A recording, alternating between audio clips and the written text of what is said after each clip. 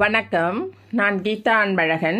இன்றைக்கி என்ன பதிவு நம்ம பார்க்க போகிறோம் அப்படின்னா, இந்த அட்சய திருதியில் இரவு 8 மணிக்கு மேலே, அதாவது 8 to 9, 9லேருந்து 10, 10லேருந்து 11, இந்த 3 மணி நேரம் மிகவும் விசேஷமான நேரம். 8 to 9 என்பது சுக்கிர ஓரை, 9 to 10 புதன் ஓரை, அடுத்து சந்திர ஓரை.